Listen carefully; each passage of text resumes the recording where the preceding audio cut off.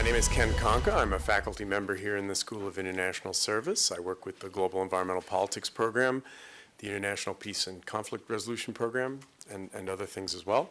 And it's a pleasure to welcome you to what is now the third annual presentation of the results of the Master's Student Research Practicum on Water and Peace Building in the Middle East.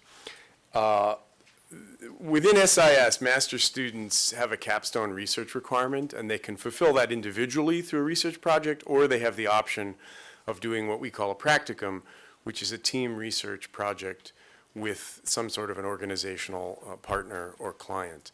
In this case, the organizational partners are an Israeli non-governmental organization and a Palestinian non-governmental organization that are trying to work on water cooperation across the conflict divide. We think this is very important work, and we're very happy to be working with the partners. You'll hear more about the partners when the students get to their presentation. In this case, the focal point of the research was to assess the peace-building effectiveness of the collaborative activities of these two NGOs, and in particular, the work that they do on gray water recycling in the West Bank. And so we had a team of 8 students, 7 of whom are here physically, and 1 of whom is here virtually, sitting in the front there. Hi, Stephanie. And she's in South Carolina today. These 8 students come from 6 different programs within SIS, so this is a very interdisciplinary team. We have the Global Environmental Politics Program, we have the Natural Resources and Sustainable Development Program, International Development, International Peace and Conflict Resolution, U.S. Foreign Policy, and Ethics, Peace, and Global Affairs. Did I miss any? Great, so we have 8 students from 6 different programs. They went through a period of intensive training beyond the coursework and the other forms of training they've been doing for a couple of years here at the school. They went through an intensive period of training about the conflict, about the region, about water in the region, about the technology of wastewater recycling prior to departing. They then spent a few weeks in the field, as you will hear, doing a rapid appraisal, during which they came in contact with dozens of key stakeholders and informants, made site visits, and did lots of other things that they will, in fact, tell you about. And then they came back and they wrote the report. The report, the cover of which you see on the screen, is available on the GEP website. So if you go to the GEP webpage within the School of International Service, you'll see a tab on the left that says Student Research. And if you click on that tab, you'll quickly find your way to the various kinds of research the students do, the practicum projects in particular, and then this project, and you can download the report. 115 pages long. They're not going to cover it all tonight. You're not going to cover it all tonight. You can't cover it all tonight. But they'll give you a flavor of the project, and I hope that people will visit that and take a look, as well as the other practicum projects that we have done. What we'll do this evening is, in a moment, I'm going to introduce Laura Cutler from the Center for Israel Studies here on campus. CIS has been an unfailing patron of this project in helping defray some of the students' travel costs and in providing support in lots of other ways, not least the pizza. And so we're very happy with our collaboration there, and we really appreciate Laura and the center and all the things that they do for us. We'll then hear briefly from Eric Abitbol, who is the instructor of record on this project and who, along with me, accompanied the team into the field, and he'll offer a few insights and set the tone. And then we will hear from the student team. After the student team presents, if he gets here, it just so happens that one of our NGO partners, one of the key people in the Israeli NGO, was in New York at the time, and so we convinced him to come down this evening and spend the evening with us. And I'm confident that he's going to walk through the door any moment now, and we'll hear some remarks from Clive. And we'll also have some time for lots of good Q&A from the audience and observations from the audience. So with that said, let me introduce Laura Cutler from the Center for Israel Studies. Thank you. Really quick, this is a personal, wonderful feeling that we helped to make the connections that originally made this program happen. But it's also, I think, an example of some of the best things that American University can offer, because we have faculty that has true expertise in a field. We were able to connect them with an Israeli piece of it, And the goal here is not to promote a point of view, which I think is a lot of what you see out in the wider world. Even when we bring wonderful people from think tanks are to promote policy in a certain area with a certain point of view. But what's so wonderful about this is we've provided an opportunity for students to actually go and look on the ground and make their own assessments and make value added to the field. So I think it's wonderful, since most of you are here are students and you're not coming with wanting to hear a certain thing. I think being able to just hear an objective viewpoint from people that didn't come with a point of view is wonderful. The other thing that I've gotten a tremendous personal satisfaction out of realizing that not only are transboundary water issues critical to any conflict resolution, but it really shows that a solution has to benefit everyone because the resource is shared. So it's a tremendous opportunity that the world needs to take advantage of. So I've personally recently taken on Friends of the Earth on this issue to make sure that any solution that's being promoted is a cooperative one. So thank you all for being here. I don't want to take any more of your time. Thanks, Sarah.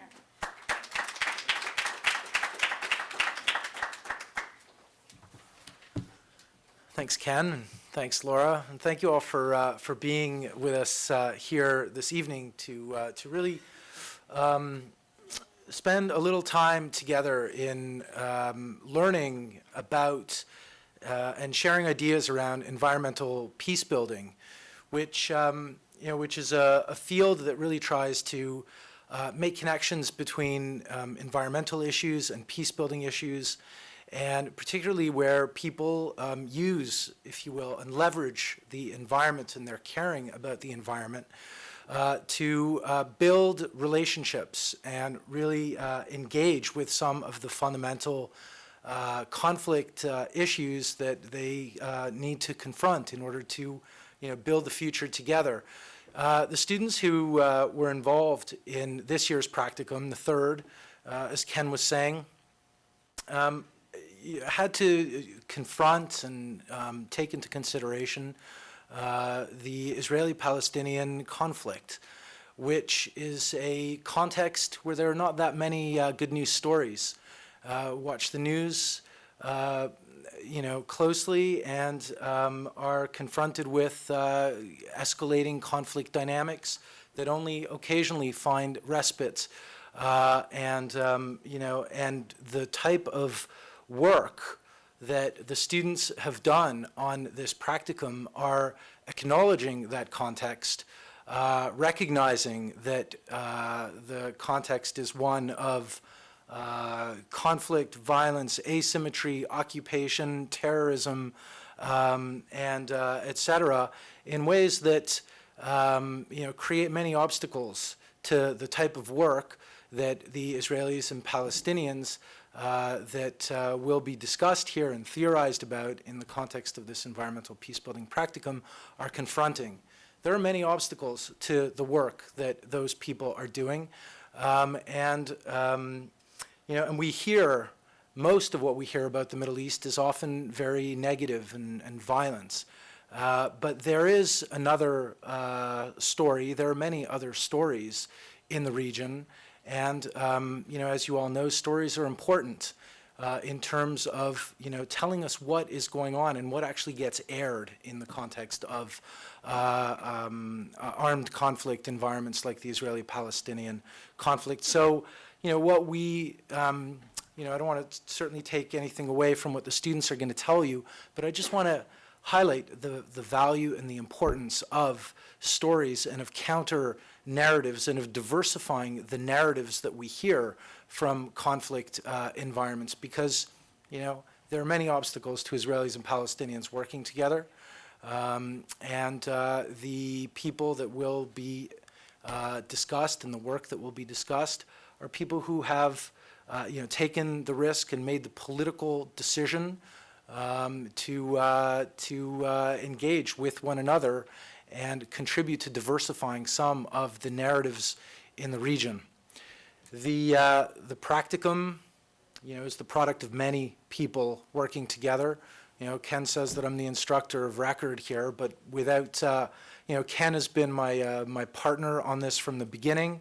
We've imagined together, we've worked together, the Center for Israel Studies, Matt Seiko at International Programs, Stephanie Fisher, all the people at GP and IPCR. I mean, so many people were brought together to do this before the students, in fact, all of them came together to do this. And I will tell you that we tell them that they spend, some 2 weeks in the field, but in fact, they spend weeks and weeks before going into the field. They spend a couple of weeks in the field, then they come back and they work for weeks and weeks, if not months, afterwards to produce what they've produced here, an impressive report that is, theoretically sound and full of insight. I do encourage you to read it. If you want to learn more about some of these issues and you want to explore counter and diversified narratives of what goes on in the Israeli-Palestinian environment. So really, without further ado, I invite the cohort of the 2015 Environment, Water Cooperation and Peacebuilding in the Middle East practicum to come up and share some of their insights. Thanks very much for being here, all of you.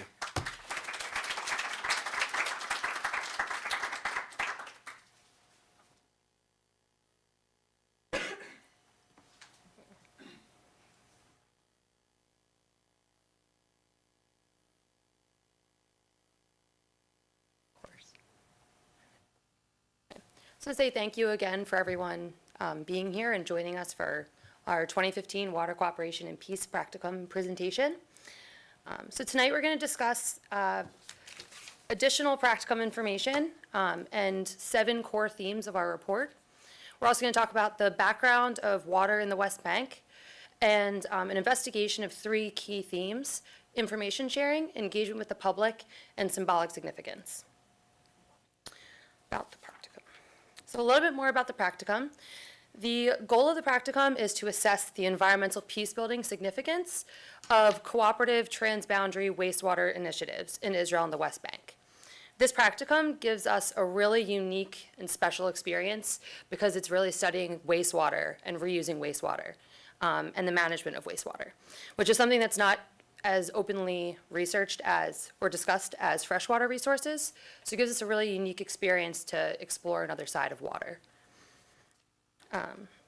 We received extensive amounts of pre-departure training, as you already heard multiple times. This included environmental peacebuilding theory, hydropolitics in the Middle East, interview techniques, wastewater technology, and research methods.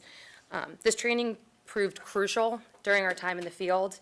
And Dr. Eric Abitbol and Dr. Ken Konka spent many hours teaching us all the basics and everything about wastewater management systems and different techniques, and also techniques for interviews and adapting to an ever-changing conflict environment. This was the first time for most of us doing interviews in a conflict environment, and it's very difficult, and it's always changing, so this practice was really helpful and really proved useful. We were in the country for 2 weeks, from May 31st to June 12th. In that, we spent 12 days in the field, and in what is arguably one of the most jam-packed week and a half of our lives, we met with around 60 people while conducting interviews and site visits. These interviews ranged from farmers and villagers to NGO employees to government employees, and it really gave us a well-rounded, well-balanced perspective of the conflict and what's happening, especially when it comes to water. The site visits, we were able to see successful, moderately successful, and projects that are still in development. And it gave us a good opportunity to see what our partners, the Arava Institute for Environmental Studies and the Palestinian Wastewater Engineers Group, were doing and how their cooperative efforts were successful. We also were able to learn from these and see what could have been done differently, and then lend recommendations to our partners for future projects. Our report writing took a while. But it was a really great opportunity for reflection, and it gave us an opportunity to further our research through literature and also come to our own conclusions about what we observed and really provide us with our own observations and to make up our own mind about what we saw. So in our our practicum report, we discussed 7 peacebuilding obstacles and opportunities in cooperative wastewater management within a conflict environment.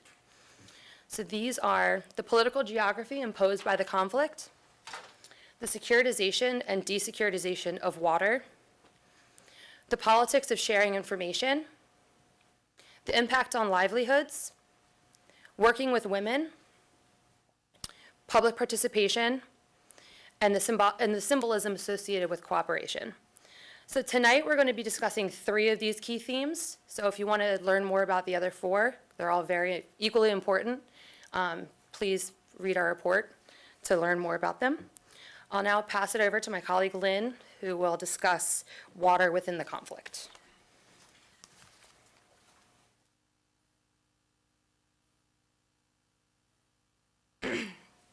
Good evening. Let me first start by saying I'm recovering from a cold, so please bear with me about my voice occasionally giving out. Without spending too much time covering what is likely to be a familiar backstory to many of you, I'm just going to highlight a few of the water management outcomes of the conflict. To begin with, the Six-Day War of 1967 ended with Israel having captured the West Bank of the Jordan River and consequently control over its resources. Much later, in the 1993 and 1995 period, both Israelis and Palestinians signed the Second Oslo Accords under the assumption that it would be a temporary agreement. Oslo II created the Palestinian Authority and gave it a greater degree of control over the water within its territory. And it also divided the West Bank into the Palestinian-only Area A, the duly controlled Area B, and the Israeli Civil Administration-controlled Area C. Unfortunately, remaining final status issues from Oslo II, such as borders, Jerusalem, and so on, currently act as obstructions to water infrastructure development. Other well-intentioned outcomes of Oslo II, such as the Joint Water Committee, have also had less than desirable outcomes for water in the region. The JWC was meant as a organization for mutual exchange and collaboration, but is perceived by many to be dominated by Israeli interests and thus seen as representative of the same asymmetrical power relations found elsewhere in the conflict. Notably, the requirement by the JWC for Palestinians to obtain permits to construct any water-related infrastructure outside of Area A, so for example, wastewater treatment plants, household wells, or piping systems that cross into areas B or C, makes it somewhat difficult to, makes it significantly difficult to install wastewater infrastructure. Indeed, both the Israeli Civil Administration and the JWC must approve of such projects.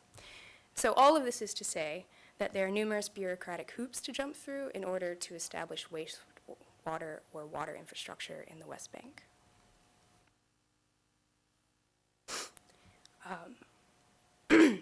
So this is a photo that we took during our stay, and it shows a widespread practice. Beg your pardon. Many households in the West Bank have unlined cesspits to store their household wastewater, and periodically these are pumped by vacuum tankers and then emptied into small valleys and ravines called wadis. And this is due to the unfeasibility of trucking this wastewater to wastewater treatment plants. Beg your pardon. So again, the Oslo II agreement and its not having been updated in over a decade and a half has unfortunately led to difficulties in the collaborative management of shared water resources in the region. And this is the political context from which the wastewater situation of the West Bank arises. Specifically, the agreement and its resultant borders and subnational boundaries crisscrossing this section of the Jordan basin's landscape makes authority and management over the terrain's hydrology either so complex as to be haphazard or so disputed as to be non-existent. An outgrowth of the standstill on this peace negotiation has been a freshwater shortage for the West Bank, as well as many years of wastewater pollution. In fact, 60% of the West Bank population is not connected to a centralized wastewater system, and many Palestinians typically purchase water for household use to be stored in tanks above their homes. This situation owes to population increase without a proportional increase in extraction capacity. Additionally, recalcitrant views on both sides of the conflict have not allowed for the necessary wastewater infrastructure to be built, or where it is existing, to operate functionally. The resulting sewage pollution currently flows through transboundary streams and exacerbates political tensions, or it percolates through the soil into the shared mountain aquifer and thus threatens its long-term viability. Endeavoring to ameliorate this situation, transboundary cooperation has arisen between civil society organizations such as our partners, the Arava Institute and the Palestinian Wastewater Engineers Group. Their household-level treatment systems in the West Bank reclaim gray water for agricultural uses as well as other economic uses, while simultaneously improving environmental quality through a reduction in sewage pollution. Although they are already operating in a very logistically strenuous situation, these organizations seek to create a broader impact with larger scale systems in the future.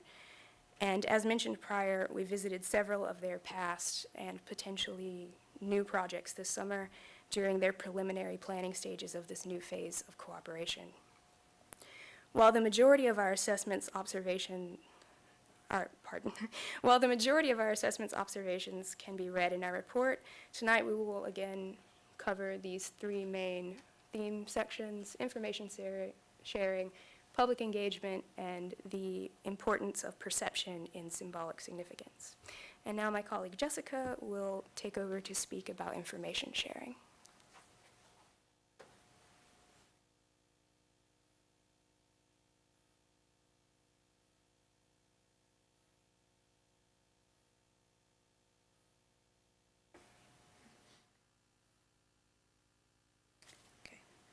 So we identified information sharing as an opportunity in which PWAG and Arava can capitalize upon in order to improve the overall peace-building prospects within the realm of water management.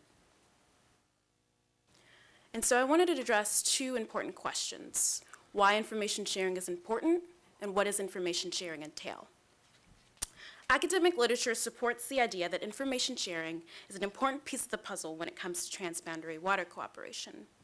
Academic scholar Alexander Karia states that the exchange of information or water sharing agreements alone will not result in peace, yet they can provide an initial impetus for broader cooperation between conflicting parties. We observed many instances of information sharing within the region. There was information sharing of baseline data between Palestinian and Israeli technical water experts. There was information exchange from local communities with civil society actors on issues and projects such as door-to-door surveys on water usage. And there was information exchange through staff exchanges, such as the exchanges that our partners PWAG and Arava engage in. Even so, information sharing is quite limited within the region, with many obstacles that prevent its transboundary flow and thus impede the peace-building success within the region. I will highlight a few of these main challenges we found, and this will also provide a context in examining the opportunities that our partners, PWAG and Arava, have in moving forward. I will focus on the obstacles at both the institutional level and the civil society level. As I mentioned earlier, information sharing is quite limited within the region, and most notably at the institutional level. And this includes the Joint Water Committee. We noted that there is a lack of formal information sharing within the JWC, The organization has had no formal meetings since 2010, and all meetings that are occurring outside of these JWC hearings. And this situation of informal information sharing presents certain specific unique challenges. For instance, we heard from one Palestinian official citing that there is a lack of terms of reference implemented within the JWC, and as a result, this slows any progress to be made. Mistrust between Israeli and Palestinian actors is a major obstacle that leads to an unwillingness to share information. Within the JWC, both sides have been accused of withholding information from one another. Within the civil society realm, there are also unique challenges that impede the success of information sharing. We heard from one Palestinian civil society actor stating that since there is no systematic information on the West Bank, missing information gaps have to be pieced together. So a lot of instances, these civil society actors are on the ground piecing together the information by themselves. Additionally, even when information is shared, there's the obstacle of conflicting information coming from different sources. For instance, we went with one civil society organization who discussed a situation in which Israelis and Palestinians were reporting different numbers on the daily water consumption of Palestinians. And such disagreements can subsequently impede progress for implementing crucial water projects. But there are opportunities that come from these obstacles, and I will highlight a couple of them. PWEG and ARVA have a unique opportunity to make a significant progress in regards towards transboundary water cooperation as actors who engage and navigate outside of the constraints of the institutional realm. PWEG and ARVA should work to create a more structured system of information sharing, such as a shared database system, in order to overcome barriers such as missing information gaps and conflicting information. Such a system would also allow for information to reach a wider audience and affect change on a larger scale. In doing so, PWEG and ARVA will need to expand their network of information sharing with other civil society partners, as such cooperation will serve as a successful model for the institutional level to follow. And so now Gabby will be talking on the theme of public participation.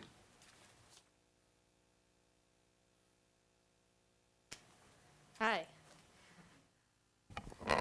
All right. In our research, we looked at how, I'm going to refer to Palestinian Wastewater Engineers Group as PWEG and ARVA as ARVA. In our research, we looked at how PWEG and ARVA are engaging the public and to what extent they're taking advantage of the peace-building opportunities that are related to public participation.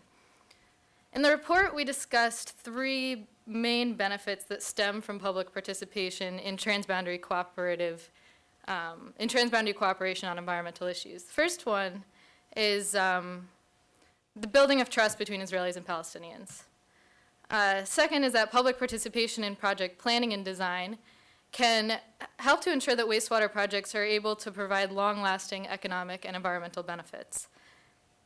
And third, public participation in these programs can help to alleviate some of the water-related injustices that are experienced by many Palestinians living in the West Bank. I'll only discuss the first two benefits now since we have limited time. So first, the potential for trust building. A lot of the deadlock at the political level that was described by my classmates earlier has to do with a lack of trust between Israelis and Palestinians. So this trust building at the grassroots level can be extremely important in terms of laying the foundations for future dialogue. The Israeli-Palestinian conflict is sometimes perceived by those involved as a zero-sum game. This means that one side's gain is necessarily the other side's loss. Transboundary environmental issues can help to shift this logic, since a healthy environment or clean water, these are goals that are shared by both sides. The photo to the right is from the organization EcoPeace, which brought mayors together from Jordan, Israel, and the West Bank to advocate for cleaning up the Jordan River, because all of them recognized that this is a goal that they all want. So they had them jump in the river and they took this photo, and they do other things as well. Another benefit of working across borders on water issues is that It allows water engineers and professionals from Israel and Palestine to engage in dialogue related to what it is they do. While dialogue at the political level has to a large degree broken down, with, as you heard, the Joint Water Committee no longer holding formal meetings, the water arrangements in Oslo were only meant to be for 5 years, and it's been over 20. So it's important that professionals on both sides are recognizing the benefits of cooperation and are actually discussing how they can deal with water issues collaboratively. One of the best examples of this that we learned about was the Kidron Valley Master Plan Committee. It brought together experts from Israel and Palestine to create one plan for the joint management and sustainable development of the shared basin known as the Kidron Valley, or Wadi Nar.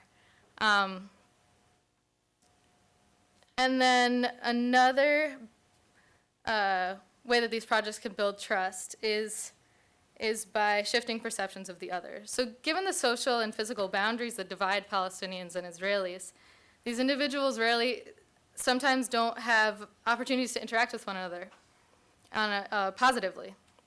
Simply bringing people from both sides together to have some sort of shared positive experience can have a big influence on their perception of the other side. Arava has been doing this kind of work for almost 15 years. They bring together university students, Israelis, Palestinians, Jordanians, people from all over the world.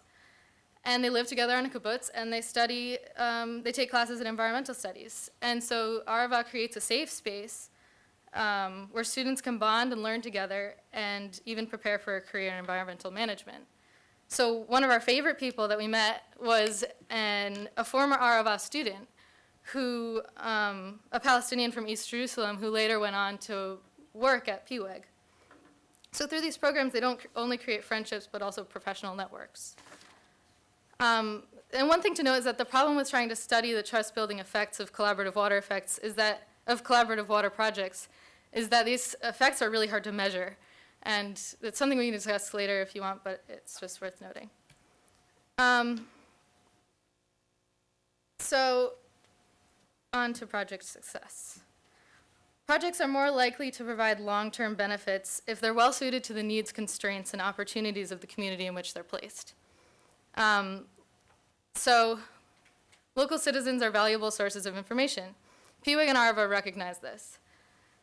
For projects in the West Bank, PWEG does door-to-door surveys to try to figure out what kind of water infrastructure each house has, how much water they use, how many people are in the household, these kinds of details that help guide the project. Second, trainings enhance stakeholders' ability to maintain the projects. There are maintenance tasks that need to be done for these household-level wastewater treatment plants like the one in the picture. And it's the homeowners who are the ones that need to do this, so trainings are important. And through our interviews, we learned that involving people in the planning process can ensure that they're more invested in the project's success. So they may be more willing to carry out these kinds of tasks if they had a hand in designing it. So at this turning point in the PWEG-Arava relationship, where they have finished the pilot stage of their project, they've been working together for about 7 years, and have discussed plans for moving forward, maybe scaling up. It's important that they consider how they plan to engage the public in ways that they think are meaningful and that further their goals, while keeping in mind that any effort to augment these impacts that I discussed may bring new challenges or new risks. In terms of trust building, there's strong evidence that the collaborative work between PWEG and Arava in the West Bank has enabled the growth of professional relationships and friendships between Israelis and Palestinians. And this was one of the main findings of last year's report. That being said, we found that the projects have a limited reach in terms of their trust-building potential, because the relationships formed through PWEG and Arava projects are for the most part limited to people already in the community involved in wastewater engineering. So that's the engineers, people working at the NGOs, interns, as well as some of the beneficiaries who continue to champion this technology, taking groups like us into their backyards and showing us how well they work. And that's important because they're staying involved in these projects. So if partners are interested in building out the trust building potential of their projects, they might consider branching out into different sectors outside the wastewater sector. We saw the partners begin to move in this direction when they held a meeting with a cooperative of date farmers in the city of Oja. ARVA and PWEG were gathering information to discuss the possibility of working with these farmers on a project that deals with both renewable energy, wastewater reuse, and date production. And if they move forward with these plans, it's important that they consider the new sets of interests that are going to be coming together in this project and making sure that none of them conflict. Second, the partners could also consider working to increase public awareness of their collaborative work, perhaps by displaying it more prominently on their websites or writing op-eds in papers or giving lectures. However, such a strategy could create new risks for the partners, which we'll discuss later in depth, which Kat will discuss a little bit later. And lastly, rather than being entirely project-focused, the partners could begin working together on people-to-people programs, which is the kind of program I discussed earlier, where Israelis and Palestinians come together to have a shared experience.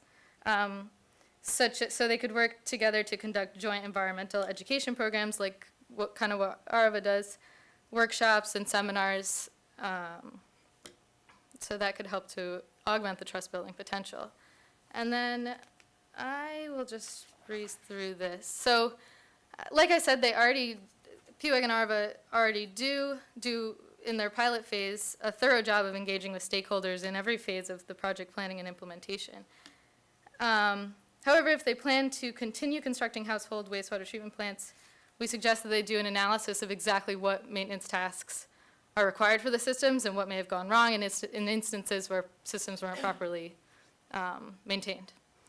And as the partners move forward from the pilot phase, they should continue to involve stakeholders in the planning and design of projects. Onward.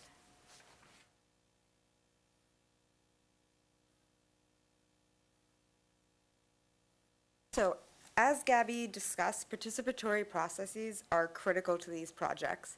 But equally important is really looking at who are the participants, who's benefiting from these projects. What are their defining characteristics? Now, since these projects that we saw were still in their pilot phase, I analyzed the potential impact focusing on marginalized populations such as rural farmers and women in rural communities.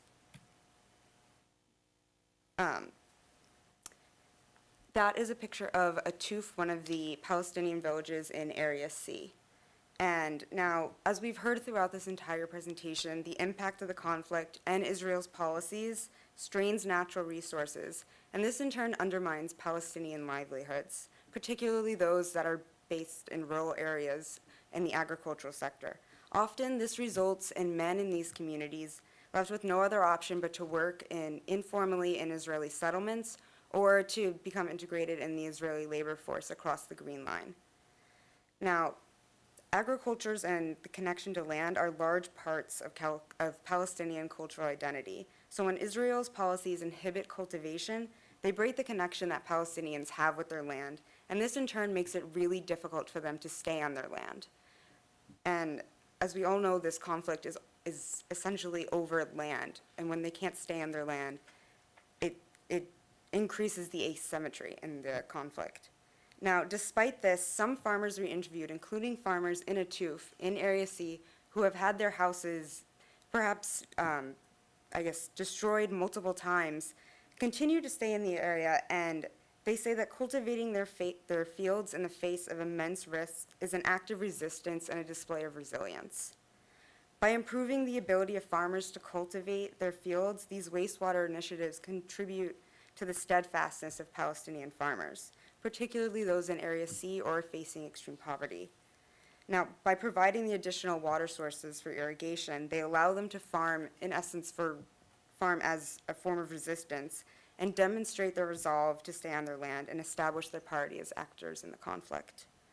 Partners need to decide whether they are ready to move on past this pilot stage, which is focused on champions, which are essentially key influential actors that maybe do not have the greatest need for these projects, and move towards a broader impact that works with vulnerable populations, especially rural farmers, that can lead to really reaffirming Palestinian resilience. Now, as males in rural communities are integrated into the Israeli labor force and forced to leave their homes to find work, females in these communities are staying and they are taking on a lot of the agricultural tasks. And though women constitute a substantial portion of agricultural labor force, they are largely unpaid and unrecognized. In fact, 72% of unpaid family members working in agriculture are women. And out of all women's unpaid work, 85% of it occurs in agriculture. So not adequately represented and not recognized in their agricultural communities for their contribution. Now, these cooperative projects lack a formal gender strategy. However, both organizations are working towards increasing their ability to identify and respond to the specific needs of their female participants. But women are still viewed mainly as project beneficiaries or recipients rather than decision makers who can contribute to and inform planning and implementation. Thus, there remains this great potential to capitalize on the knowledge, the skills, the innovation, and the motivation that women have in relation to this sector. It's necessary to recognize these women as active participants in the agricultural economy and as key repositories of information whose knowledge can really improve the success of these wastewater initiatives. So, in conclusion, there are many indirect peace-building effects that can be achieved by broadening who receives or participates in these projects, focusing on agricultural livelihoods of more vulnerable populations, and incorporating women into various stages of the projects can build Palestinian resilience and contribute to augmenting equality and equity within the conflict. And now Taylor is going to introduce the symbolic significance of peace-building potential.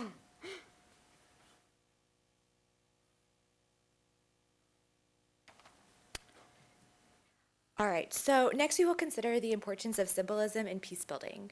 When considering why perceptions of cooperation matter, we noticed during our research, as well as within much of the peace building literature, that work that is undertaken by both Palestinians and Israelis is highly restricted by the perceptions that surround their work.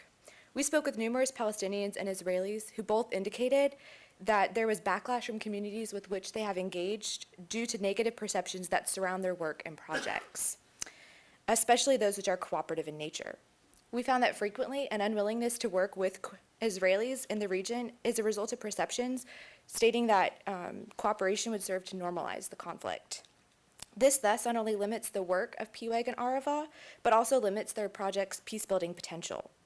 We found that in the end, it is simply not enough for these projects to provide the platform necessary for dialogue to engage members of both communities, but that these projects must also assuage certain fears that are associated with cooperation. Recognizing the impact that perceptions can have on the effectiveness, peace-building significance, and even the impact of PWAG and Arava projects, we considered that cooperation over wastewater symbolized to various actors who are involved with or impacted by these projects. Through our study, which included research, interviews, and analyzing participants' discourse and responses, we discovered 7 categories of symbolic significance that are frequently attributed to Israeli-Palestinian cooperation over wastewater in both PWAG and Arava projects specifically, as well as in terms of cooperation over wastewater overall. These 7 symbols include domination and equality, survival and resistance, Israeli humanitarianism and benevolence, addressing immediate needs, political obstacles, separation of Israel and Palestine, and peace building. We will discuss the 3 symbols that are most relevant in terms of providing opportunity for greater project expansion and thus potential peace-building significance, as well as the 3 symbols that represent major obstacles. These 3 symbols include domination and equality, separation of Israel and Palestine, and peace building. The first symbol is that of domination and inequality. This category represents the idea that wastewater initiatives and cooperative actions, at least in their current state, embody and even perpetuate the stark inequality characterizing relations between Israelis and Palestinians. Those associating this symbolic meaning with cooperation in wastewater initiatives often note that there is a need to work toward equalizing inherent power differentials among Palestinians and Israelis, but do not necessarily view current cooperative efforts as symbolic of building peace or equalizing power distributions. In this sense, this category integrates the concept of normalization to a certain extent, suggesting that cooperative efforts are seen as propagating and legitimizing existing power asymmetries. This is because such efforts involve collaboration and normal relations between Palestinians and Israelis despite the ongoing occupation and continued inequalities. The second symbol is that of separation of Israel and Palestine, and this essentially indicates that cooperation in wastewater projects is perceived as building two separate Israeli and Palestinian communities and authorities. The symbolism of separation suggests that cooperation in the projects increases the capacity and independent capabilities of each side, but is not necessarily indicative of the view that cooperative relations will develop beyond the wastewater sphere. The third symbol is peacebuilding, which indicates that Israeli-Palestinian cooperation within wastewater treatment signifies the potential for peace and future relations between Israelis and Palestinians. Symbolism associated with peacebuilding implies that cooperative actions and efforts are helping to transform the perceptions that Israelis and Palestinians have regarding one another, opening up the possibility for building new transboundary relations. I will next turn it over to Katira, who will address the implications of these three symbols and the impact that they have on PUEG and Arava partnership. Thank you. Okay, so as Taylor noted, the perceptions associated with these projects and the partnership itself have tremendous impact on the projects, both in terms of their expansion, who participates in them, and specifically even within the partnership between the relationships between PUEG and Arava. In our time in the field, however, we did not see a lot of recognition of these perceptions or of the impact that they have. And this is to be expected, especially given that we were in the pilot stage of the projects. But as the cooperation among PUEG and Arava continues, and as these projects continue to expand, more deliberate, unified strategy about how to address these perceptions and how they're impacting the environmental and peace-building impact of the projects, who participates in the projects, and also the relationship between the partners moving forward will definitely help to augment the significance of them in these three fields. So, as Taylor stated with her lovely description of the symbols, it was really good, there are positive and negative aspects associated with each of these symbols. So in terms of peace-building significance. Positive aspects of marketing the projects themselves and associating them with a perception of peace-building include augmenting the peace-building impact of the projects, also including people participating both in terms of potential partners and also in terms of beneficiaries who are like-minded and are also seeking to build peace and thus strengthening this peace-building movement, potentially to the extent as one NGO that we encountered recognized, to the extent of actually impacting the politics of the conflict and impacting where the decision makers, both in Palestine and Israel, see the relationship of Palestinians and Israelis moving forward. However, marketing the projects as peace-building mechanisms is by far actually one of the riskiest strategies. Many people are alienated by this idea of peace. When we were in Palestine and Israel specifically, and while conducting interviews, I noticed that asking people about peace became somewhat of a taboo subject. Nobody really wanted to talk about peace because there is this perception that peace has become domination. Peace has become the perpetuation of the status quo, the perpetuation of these inequalities between Israelis and Palestinians. And given that, there's a great potential to alienate a large, and actually, currently, it is alienating, a large portion of the Palestinian communities that could potentially benefit from these projects, and thus it decreases the environmental impact of the projects themselves as they cannot be expanded. They're limited in their expansion. Alternatively, playing up the perception of a separation between Israel and Palestine, or of Israel and Palestine, also implies different positive and negative impacts in terms of the projects. Specifically, it augments the environmental impacts potentially by appealing to the separate self-interests of both Palestinians and Israelis. Using the separation of Israel and Palestine to do so, it increases the likelihood of participation among both Israelis and Palestinians, given that both are interested in augmenting their own power or augmenting their own livelihoods. However, it is also potentially negative in terms of the peace-building impact of these projects, given that it does not address the importance of the relationship between PWAG and Arava, of the participation of both Israelis and Palestinians in the projects, as potentially as a bridge, or the projects as a bridge to bring Israelis and Palestinians together and develop relationships outside of just the wastewater sphere. No matter what perception PWAG and Arava choose to market or decide they would like their projects to be associated with, the ever-looming symbol of domination and equality is one that specifically must be addressed as the projects do move forward, or should be addressed. Mainly because it significantly decreases the impact of the projects. It alienates certain populations, again, Palestinians who do not want to be associated with the project that they see as perpetuating the conflict. And in doing so, it really decreases the environmental impact and the peace-building impact of the projects particularly. So realizing these risks and opportunities, we developed a couple recommendations for our partners. Our first recommendation is choose a strategy. So as we move forward, as they move forward with this partnership, as stated earlier, it becomes increasingly important that the image associated with the projects is that of a positive image, of not necessarily a peace-building image, potentially a separation between Israel and Palestine, but something that does not seem to be perpetuating the conflict, so that the projects can expand in their impact environmentally and in their impact and widen the engagement of different populations. But it is also important to recognize the risks associated with any strategy chosen. Any strategy, be it separation, be it peace building, has a potential to alienate certain segments of society, and that should be taken into account when deciding which segments of society are preferred and which not. Finally, another recommendation is to unify the message between PWAG and Arava, and by unify, we don't necessarily mean that both have to have the same perception of what the project is, but communication between the two and ensuring that both recognize how different perceptions of the project and the marketing of different perceptions of the project can impact their singular work is increasingly important to ensure that the relationship between the two partners stays strong. And this, to me, is the most important finding of this section.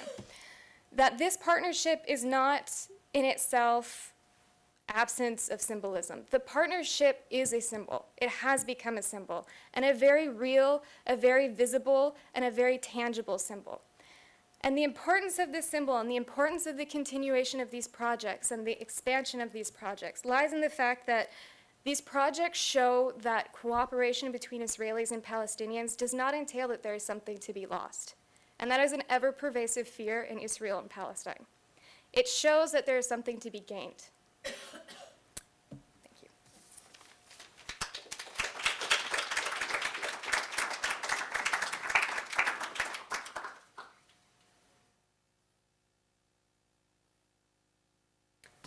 So we had originally hoped that we would Skype in the two partners, the Palestinian and Israeli organizations that we've been working with, so that they could offer their commentaries on the report. They've already offered their commentaries on the report because they have read the report, but we thought it would be nice to do tonight. We were unable to bring the Palestinians in because of the time difference and various other schedule complications. But we got lucky in that Dr. Clive Lipchin, the director of the Center for Transboundary Water Management, is that correct, at Arava, happened to be in the United States and agreed to come down here this evening, so we're really excited to have him. I printed his bio. I grabbed the wrong piece of paper.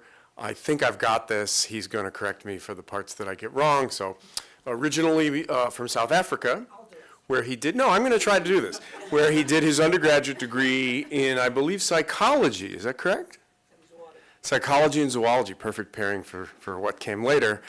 Clive emigrated to Israel in the early 90s.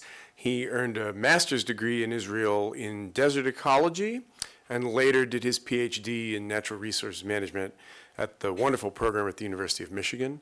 He's been with Arava for, I have the idea, 2003, and directs the Center for Transboundary Water Management. And we're thrilled to have him here to offer a few observations. Clive.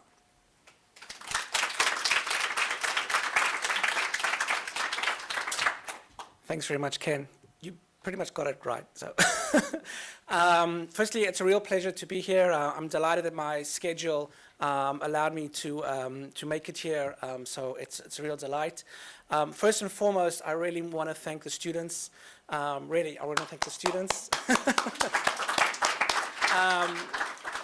And I want to thank their faculty advisors, both Ken and Eric as well, and American University, and all the related sponsors.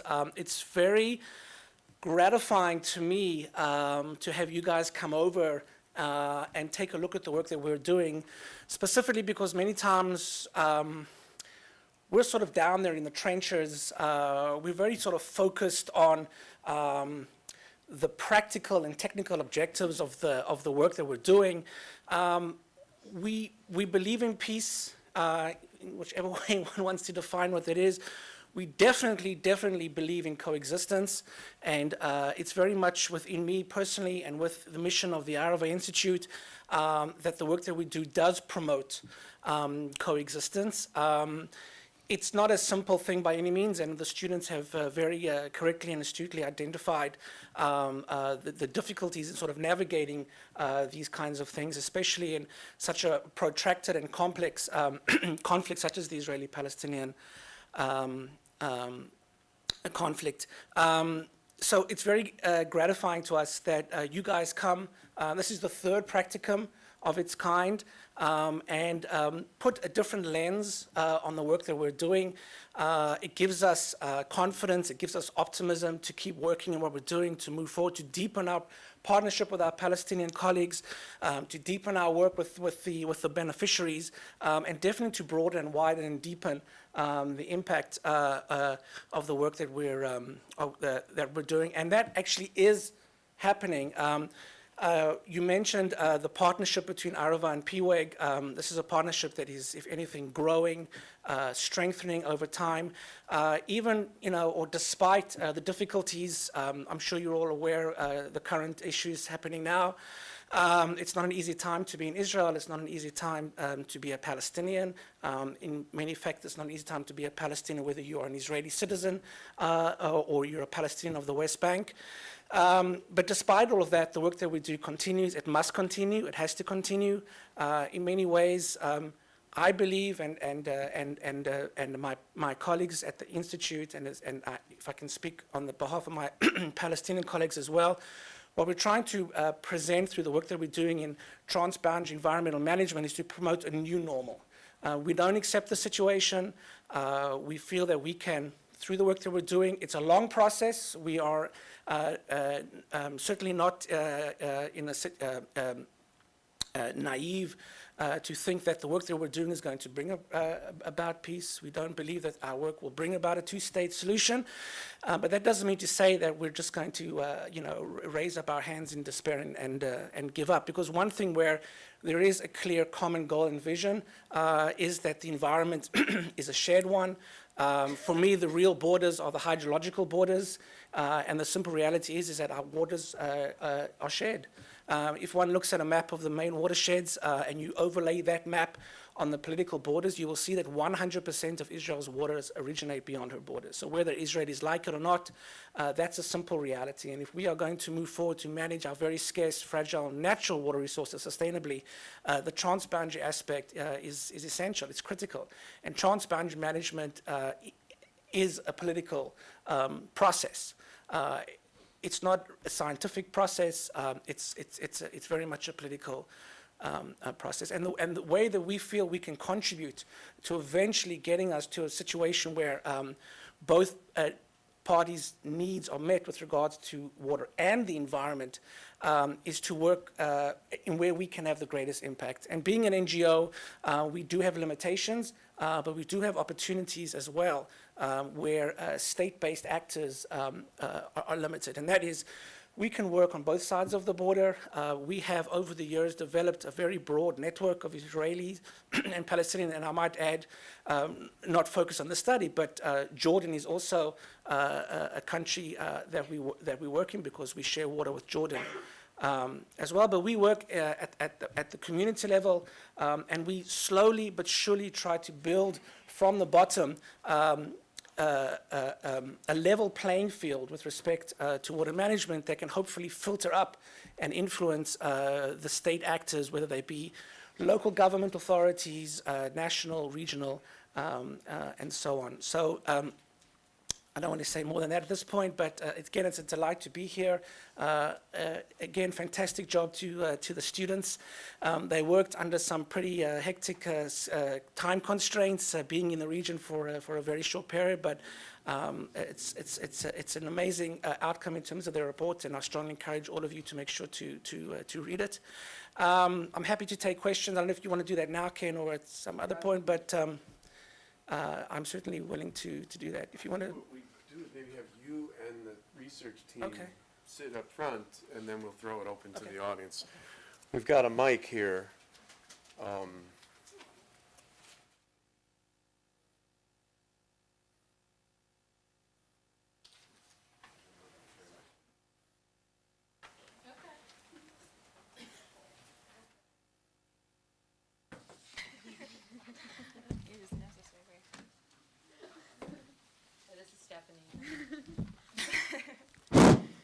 Oh, her volume is off. So we'd be happy to take questions. Maybe we'll take them in batches of about 3 and then ask Clive and the team for their responses. If you could just briefly identify yourself and give me a signal if you want to ask the question, and then I'll give you the microphone.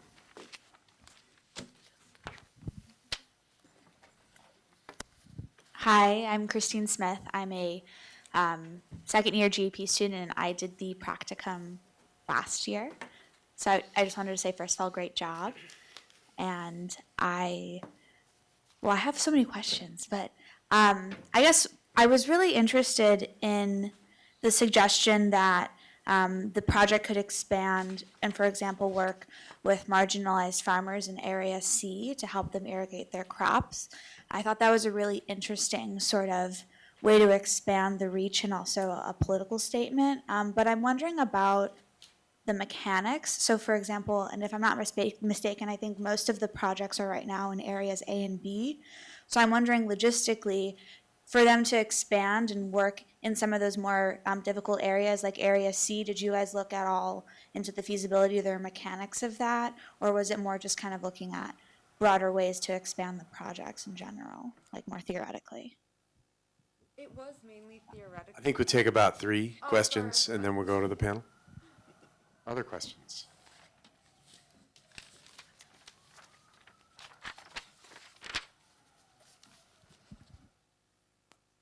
Thanks, Ken. I'm Simon Nicholson. I direct the Global Environmental Politics program here. And let me just once again thank you all for your work and say congratulations. I was struck by some of the comments that seemed to point to a tension between environmental protection and the peacebuilding exercise.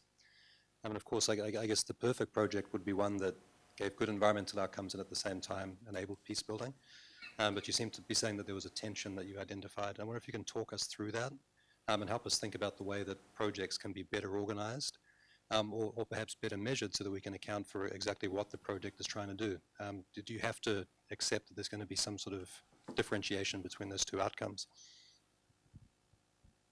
One more, and then we'll go back to the panel. I'll ask a question then. Could you say something about the stream stories in the report? Because that didn't come through in the presentation. I think it's one of the more interesting choices of how to convey and organize the material. And so if someone could say a little bit about why you chose to include those and what they convey, I think that'll be useful for the audience to hear. Why don't we kick it back to the panel now and see what you have to say. So back to your question that I jumped to answer too fast. Oh, sorry. Can everyone hear me now? Okay. It's not just Area C that I was looking at. That happened to be the area that we visited, so that had the strongest impact on me personally. I was more focused on the different areas we went to. For instance, we looked at one project between Israeli and Palestinian NGOs that involved, I don't know exactly what it was. It's a country club, maybe, I think. Yeah, and that just really got me thinking about who are these people that are being impacted? Is it reaching the greatest need? But I think Clive would be able to talk about the feasibility of maybe reaching more marginalized populations, because that's obviously a huge obstacle in it. But I think it was more theoretical and not just in Area C. So, in actual fact, we are going to begin a project, hopefully, knock on wood, in Area C. But maybe I'll just, for those maybe a little bit unfamiliar in terms of the reality in the West Bank, I mean, one thing, and the students certainly picked that up, the difficulties we have here is that this is a geographical region that's jurisdictionally fragmented. And so that makes, environmental planning very, very, very problematic, because if you work in one area, you're dealing with a certain jurisdictional reality, and then you move across literally a few meters, and you're faced with another jurisdictional reality. The reason why we mostly work in Area A has, in some respects, one of it's simply easier to do so because Area A is under full Palestinian control. That means that we don't need to seek Israeli permission to do anything. It's not 100% true, but for the most part it is. So, for example, the wastewater treatment systems that we've implemented throughout the West Bank are in Area A, and it doesn't require us, for example, requiring a permit from the Israeli authorities. And now if we did the exact same project in Area C, it would kick in a whole range of Israeli policy mechanisms, because Area C is under full Israeli control, and we would have to seek a permit from the Israeli civil administration, which is in control of Area C, which, by the way, is 60% of the territory of the West Bank. So one reason that we defer to Area A is simply it's simply easier to work there. It also has something to the Palestinians themselves prefer to work in Area A, because then they don't come in to this difficulty that the students also mentioned in having to deal with Israel and getting these projects somehow through this moribund joint water committee. But Area C is very important because if you're thinking about who is really the most marginalized in the territory, it is those few Palestinian villages that, just by the luck of how the area was divided, fall basically under the purview of Israel. So Palestinians living in Area C, the Palestinian Authority has no control or jurisdiction over their daily lives. It all falls under the Israel civil administration.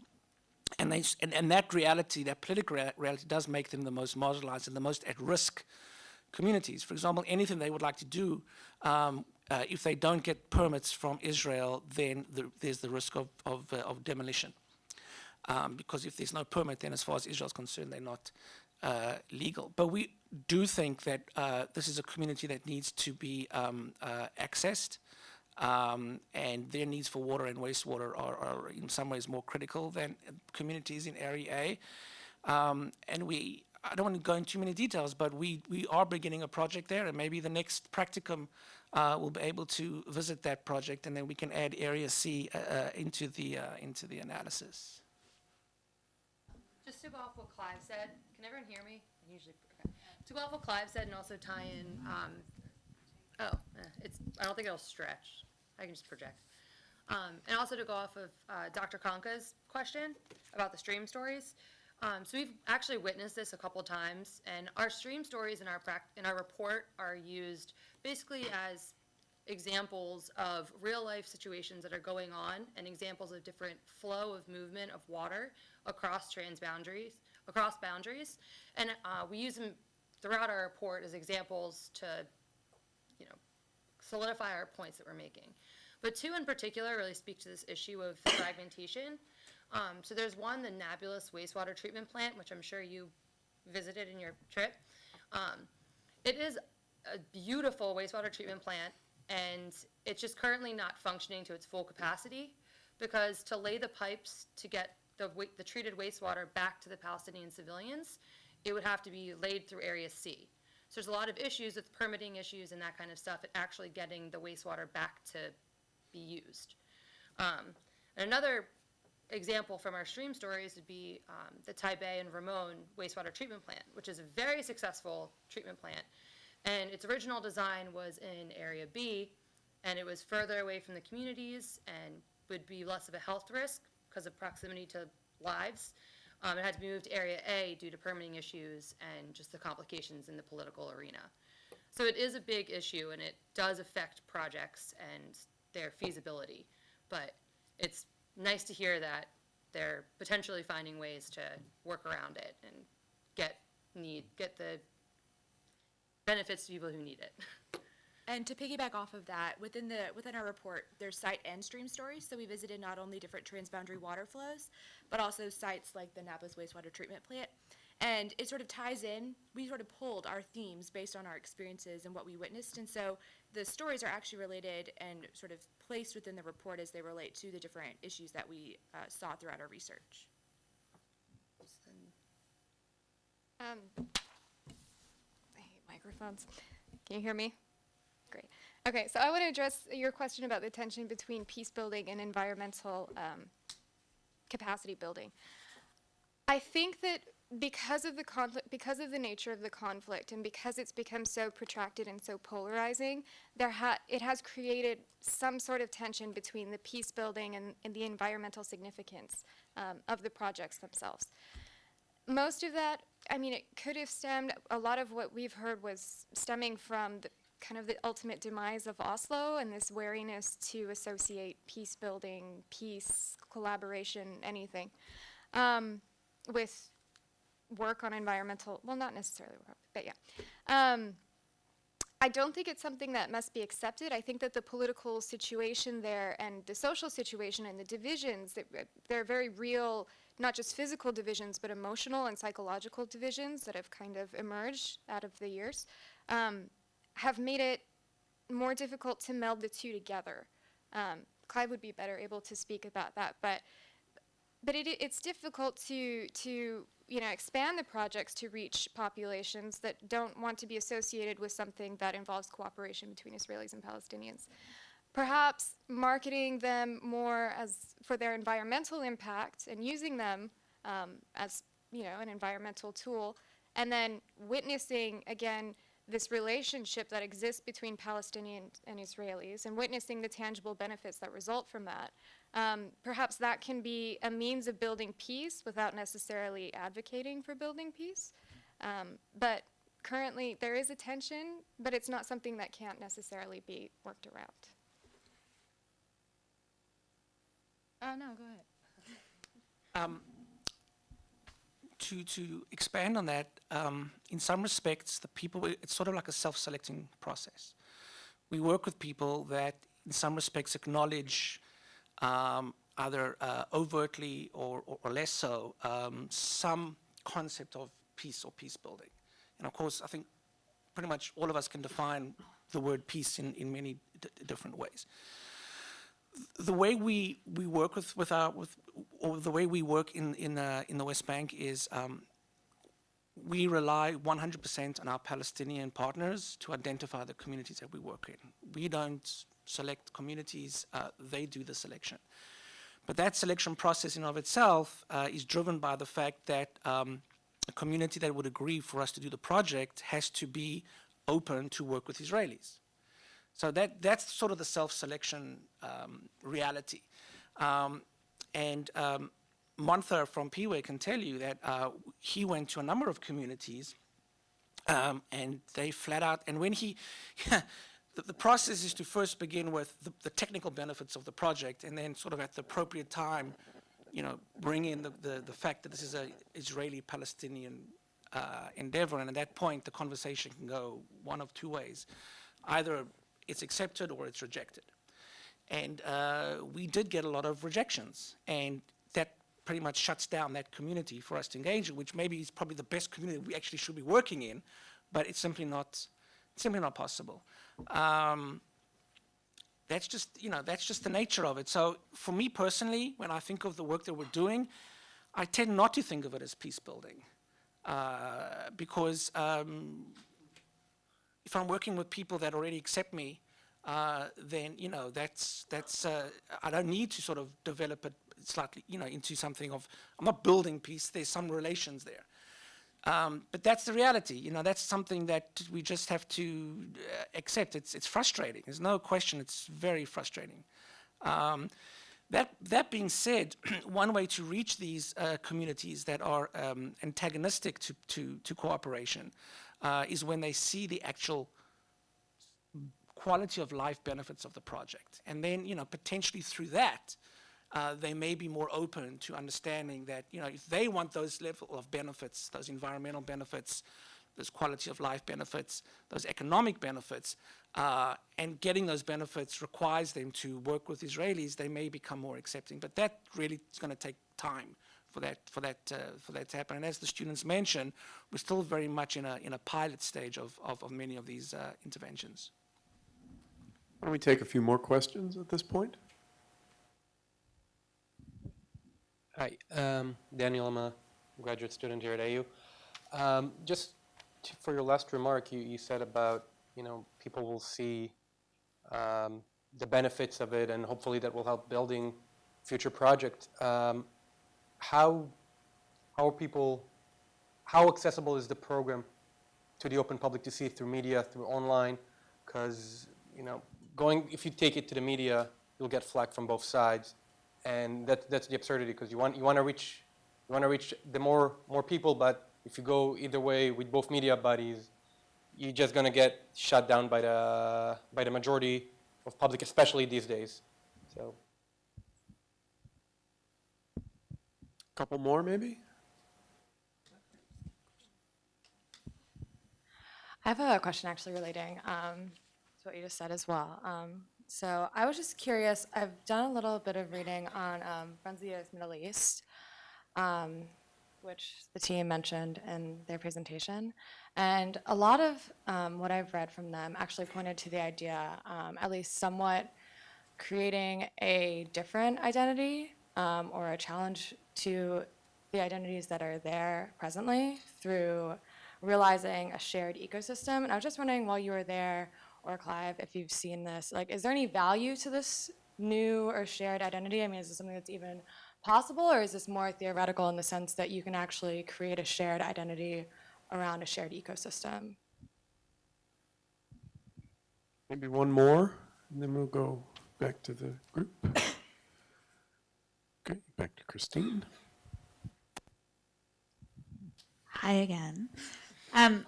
Another question that I had that I thought was really, that kind of sparked, was when we were talking about the communication portion, and we were talking about that there's been a lack of formal communication at the institutional level. And I was wondering if you guys had any, or maybe Clive knows, if there's been any evidence that there might be informal instances of communication going on outside of formal kind of mechanisms, and if there's a way to kind of, at a higher institutional level where we often see the least amount of communication or the least amount of potential to build peace, if we're seeing informal ways, or like in diplomacy, track 2 negotiations, as ways where we can more effectively kind of push the agenda forward, especially during times when there's heightened tensions, and if there are ways where you can kind of interact in that kind of sphere.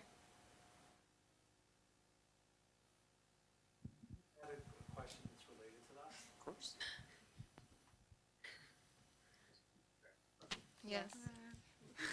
Thanks. So it's very much related to the previous question. We spent weeks together in the field. We've worked on this initiative for months together. One thing that that you haven't discussed very much in your report, and you haven't discussed here, and we really haven't had a chance to talk about it. So this is not asking you to tell me what I already know, but to go perhaps think on your feet a little bit around the encounters that you've had with Israeli and Palestinian officials. So you spent time with the Israeli governments in different respects, and you spend time with the Palestinian Water Authority, and and mayors, but in particular at a really kind of high level of the governing authorities that you've had to deal with.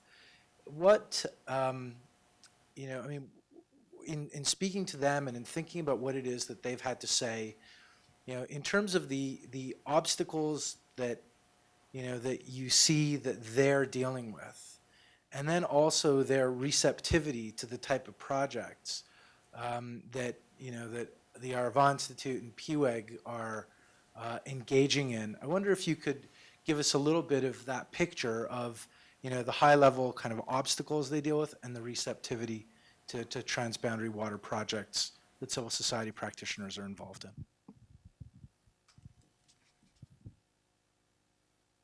I guess I can speak to the first question about how they're broadcasting their works. I'm sure, again, Clive would have more information about it. But when we were in the West Bank, a lot of it is very village-based and small community-based where these projects are. And I like to think about it kind of like an American neighborhood. You don't want to be the first in the neighborhood to get something new, but once you get it, all your neighbors know.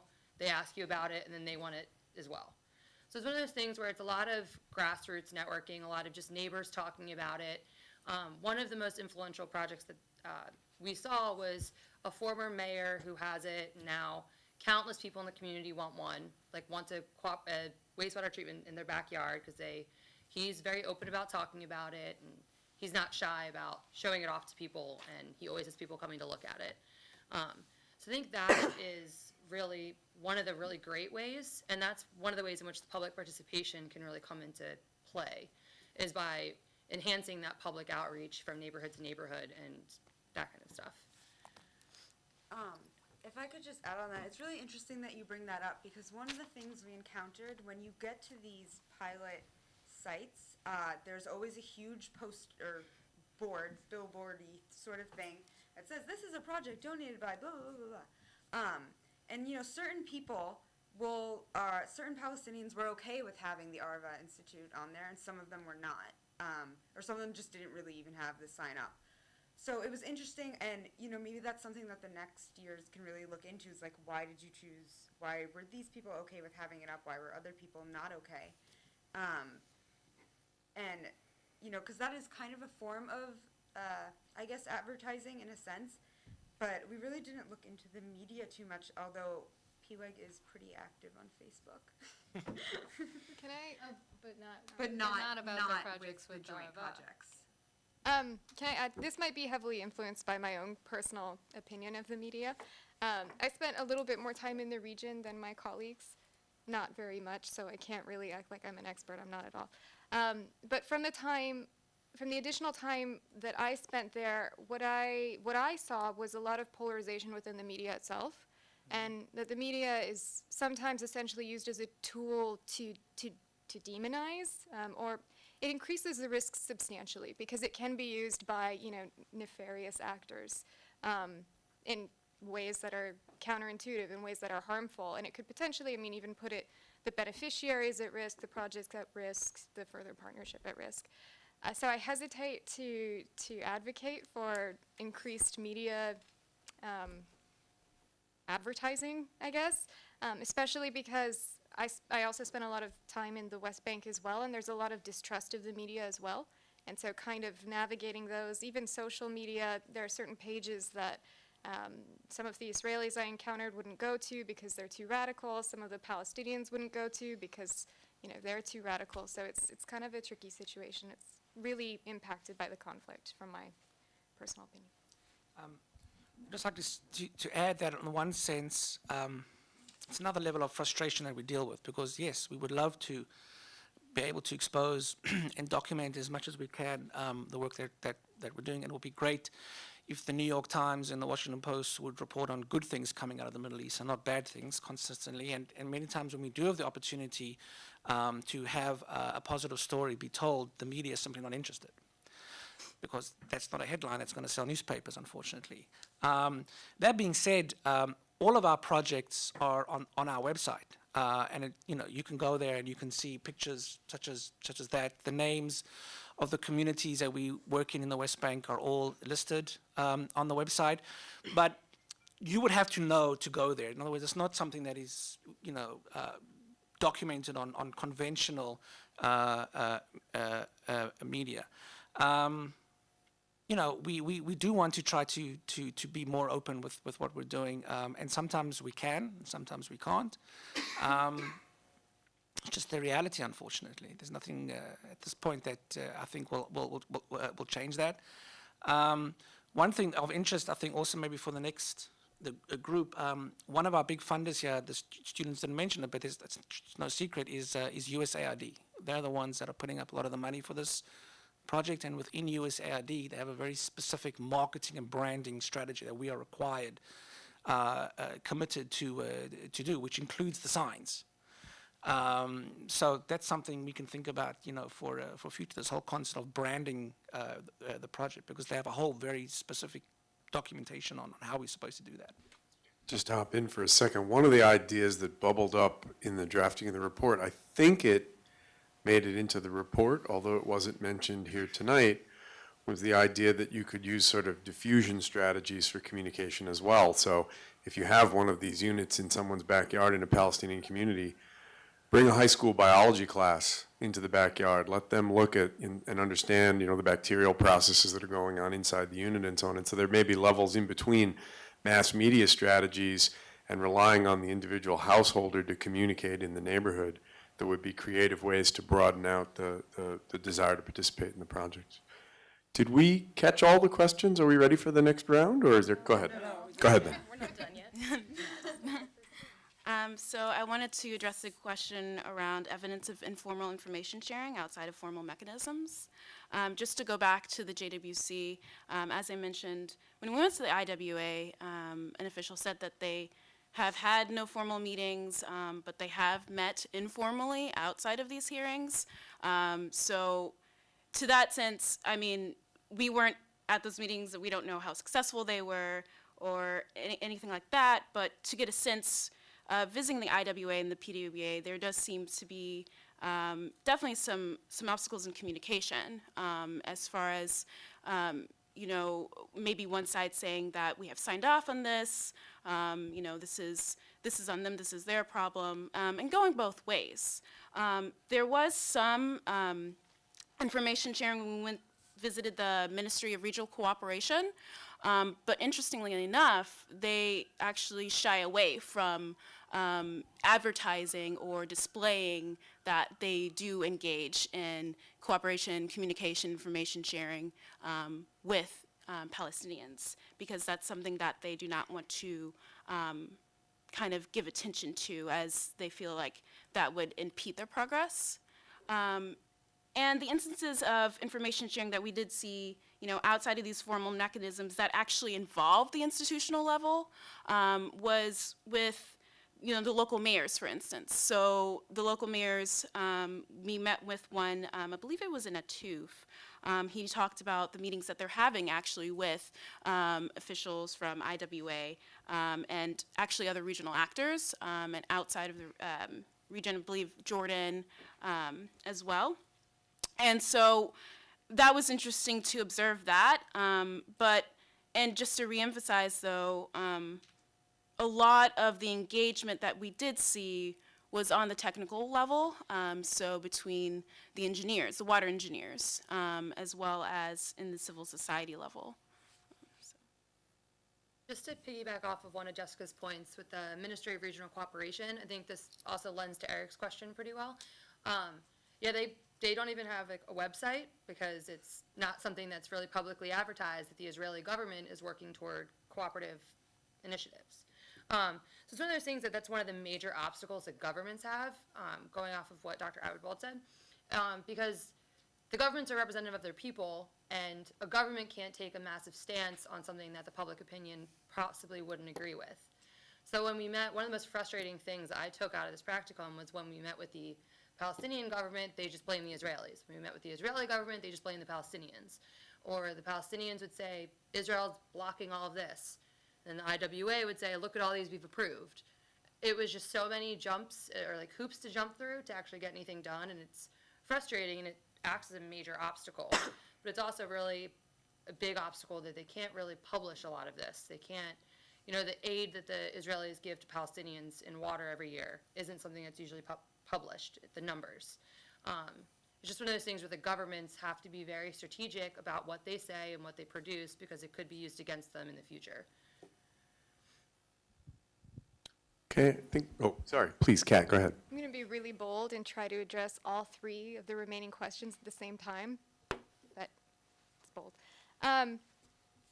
We spoke with a lot of officials at lower governmental levels who were actually on the ground and doing work that expressed a desire for more informal communication, which was very interesting. And it became clear why that was so when we did meet with the officials at the higher governmental level, which was fascinating, and I recommend that everybody participate in this practicum, if not because it's just wonderful, because of the access you get.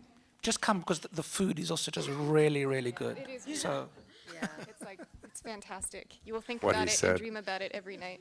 It's wonderful. The politics of the conflict, which is kind of touched on in the symbolism section, are huge, and they've become barriers in themselves. People talk about like the separation barrier, separating Israel and Palestine. They talk about the emotional factors. The politics is just, I mean, it trumps everything else because there is such polarization. There is such unwillingness. I mean, to cooperate, even within the government, there has been unwillingness to cooperate on different levels, to engage in programs that one ministry didn't think would work and that another ministry didn't believe in at all. And so political and formal institutions have kind of stymied a lot of progress, have definitely, I would say, stymied a lot of progress in terms of peace building and in terms of information sharing, in terms of basically everything in Israel and Palestine. So that informal communication is kind of becoming, you know, the NGOs, the different actors working underneath, working around the obstacles have become really vital. But in terms of creating an identity, just a new identity, just to touch on this, the extent to which politics and the conflict has pervaded everyday life has created this mentality from what I saw and from what I'm sure some of you guys saw too, that has kind of pushes off progress. Like the next generation will take care of it. The next generation will take care of it. Even among people who want to engage in greater collaboration and even among people who really do want peace. Creating a different identity is possible, I think.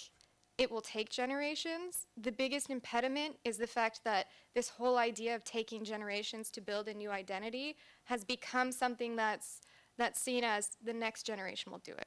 The next generation will do it. Instead of let's start today and keep working on it throughout. If I could just add one thing about the second question regarding building common identity or alternative identities based on shared environments. The first thing I would say is that you should always attempt to do that, simply because all social identities and civilization is premised and based on ecological health, much as humans may conduct themselves in ways that seem to indicate they don't believe that is true. It is a scientific fact.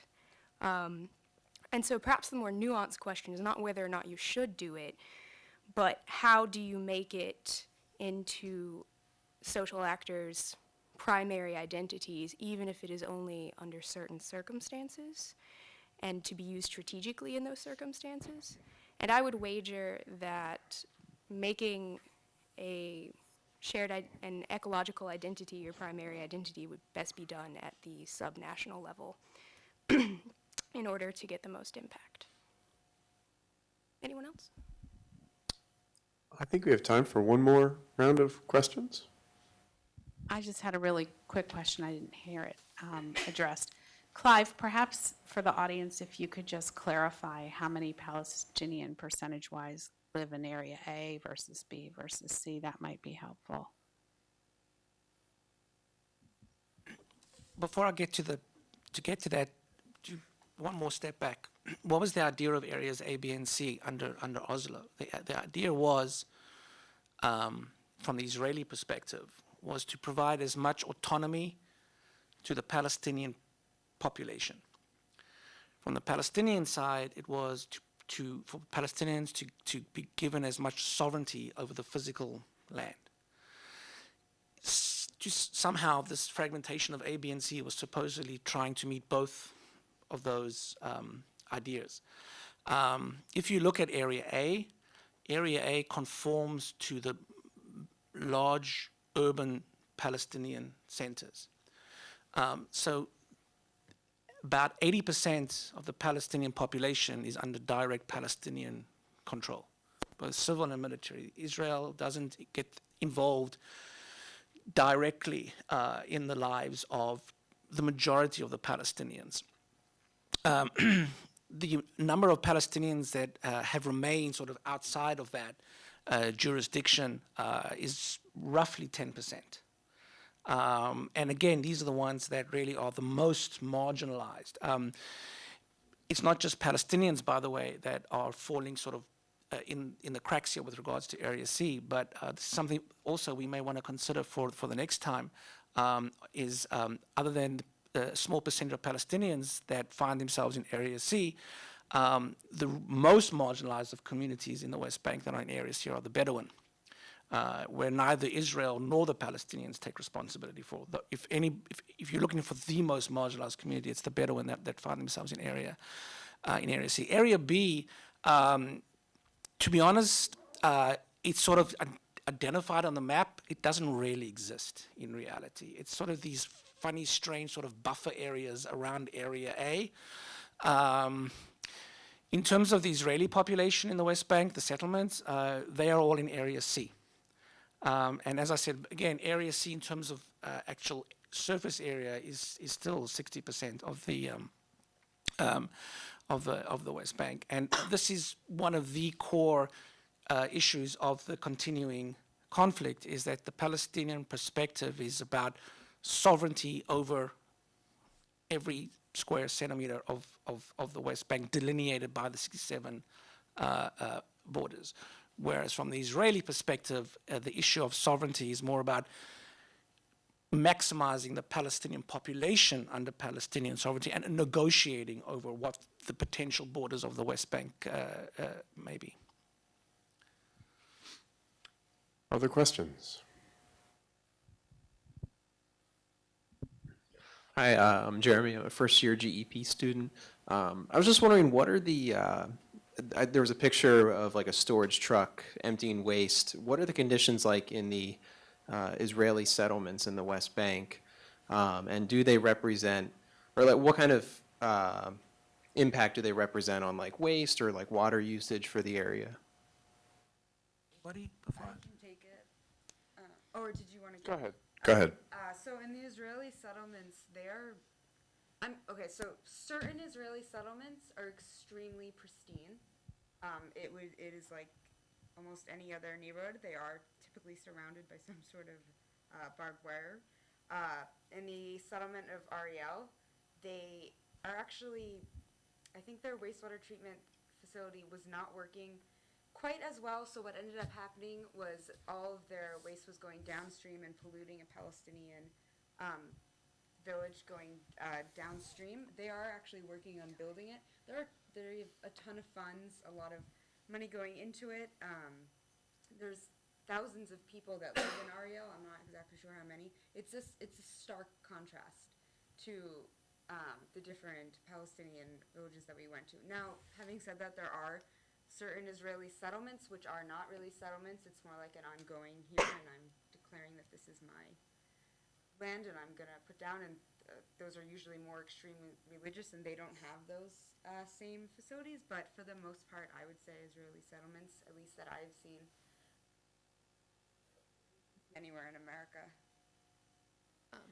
I also, the settlement that I visited, they did the basin approach, if I'm not mistaken. Right? I think it was they used a basin approach where their wastewater essentially pumped into a basin and then evaporated, and the waste Settling was pond. disposed of. What? Settling pond. Yeah, settling pond. So that's what they used instead. So it wasn't as high tech or anything like that. And the settlement I actually visited also partially treated Palestinian wastewater to reuse in crops. So they were actually helping with relieving some of the Palestinian wastewater and reusing it for agriculture. So not all of them are, but they also hire Palestinians and they work with Palestinian farmers on a lot of their fields were shared and they worked together with Palestinians. That's one of the more friendly settlements that has good relations. They also didn't have any security at the one that I went to. So not all of them are, like enclosed fortresses. Some of them are, less than that. I'll add to that and say, firstly, that Israeli settlements, unlike Palestinian communities, are planned.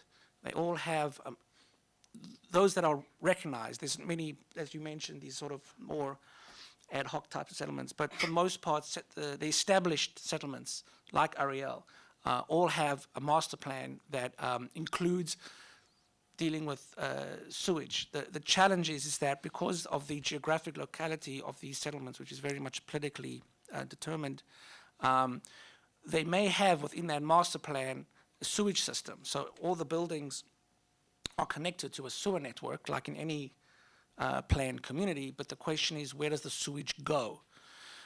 In Israel proper, all of the sewage is connected to centralized wastewater treatment plants, which allows for a very high level of efficiency of both treatment and then reuse into agriculture.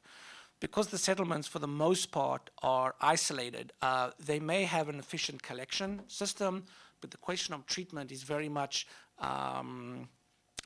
case specific. So the case of Ariel is one where Ariel is really a city. It's the largest settlement in the West Bank, and it's one of the most isolated in terms of its proximity to the Green Line. So simply in terms of economics, to take Ariel's sewage and pipe it all the way, let's say, to the closest centralized wastewater treatment plant, which would be on the other side of the Green Line, it's just too expensive to do. So the default is that sewage basically goes to a very minimal type of wastewater treatment that eventually then gets discharged into the environment, flows down the hill, and then mixes with Palestinian sewage. So wastewater sewage collection is good for most of the settlements. Wastewater treatment, on the other hand, is actually quite problematic for many of them. The settlements around Jerusalem, the Gush Etzion block, most of their sewage is actually pumped into Jerusalem, actually into West Jerusalem, and treated there. A lot of it is discharged into the Kidron, as the students mentioned, which then pretty much flows all the way, gets added with Palestinian sewage, and eventually will find its way into the Dead Sea. The other challenge with settlements is, again, the Israeli authority in the West Bank is not the Israeli government. So long as the West Bank remains under occupation, the Israeli entity in charge is the civil administration of the Israel Defense Force. So military orders is the policy, including sewage. So, for example, the Israeli Environmental Ministry, which has very, very strict standards and policies and mechanism of enforcement in Israel, for example, what you saw, the tanker truck just discharging its sewage, if that was happening in Israel, there'd be a whole mechanism of enforcement measures to make sure that doesn't happen, and that person would be fined, jailed, or whatever. But because the West Bank doesn't fall under those very strict environmental policies, it's more like the Wild West out there, both for settlements and for Palestinians. So wastewater treatment is problematic for the settlements, and it exacerbates the conflict because most settlements are strategically built on hilltops, and traditionally the Palestinians are in the valleys. So what you see is the wastewater being discharged and flowing downhill and then contaminating agricultural fields of Palestinians. And there's a great case, I don't know if they visited, but Beitar Elit and Wadi Fukin is an example where Beitar Elit is a very relatively large settlement. The neighboring village is Wadi Fukin, they're downstream, and you can just visually see the sewage trickling down and eventually, becoming a problem for the Palestinians downstream.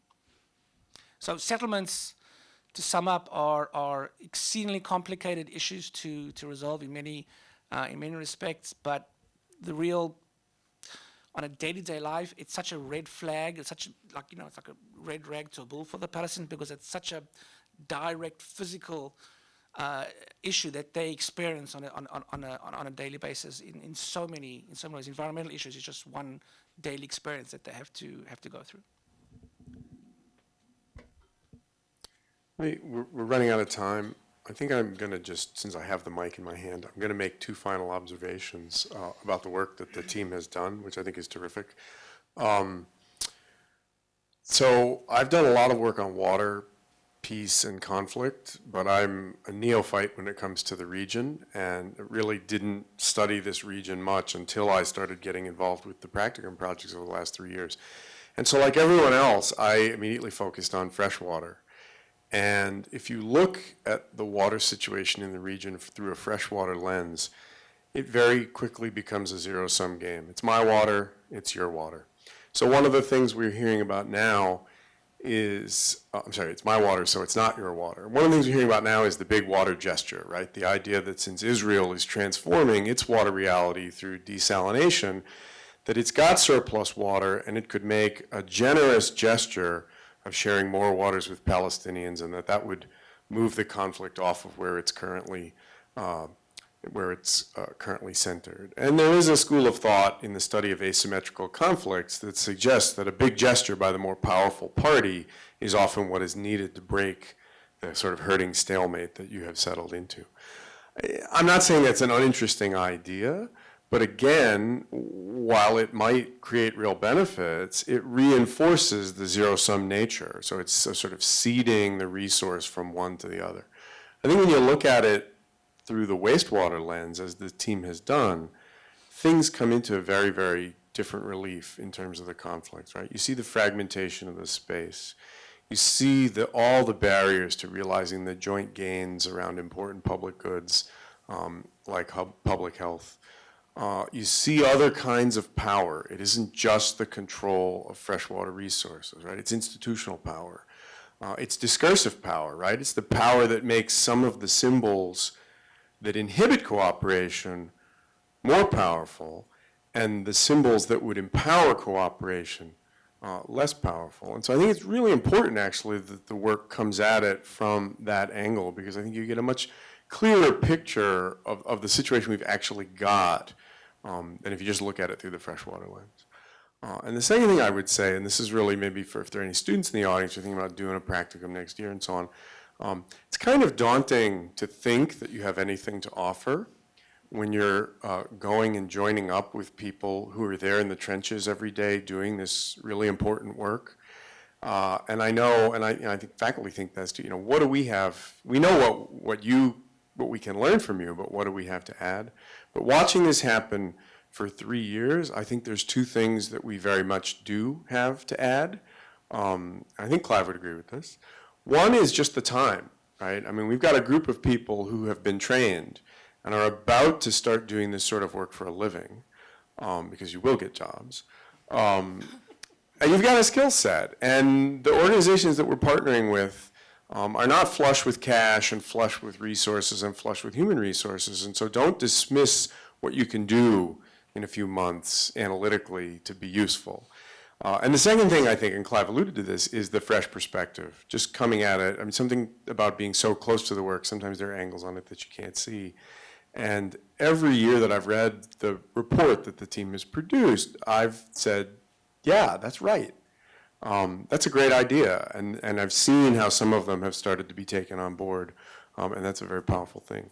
So thanks again to the Center for Israel Studies and Laura Cutler for all the great support. Thanks to SIS, the Study Abroad Office, the Dean's Office for all the support they've done. Enormous thanks to Eric, without whom this would not be possible. Yeah, we should clap for Eric right now. Many thanks to the partners who gave a lot of their time and expertise, and above all, thanks to the team for producing some really great work that makes us all think. Thanks, everybody.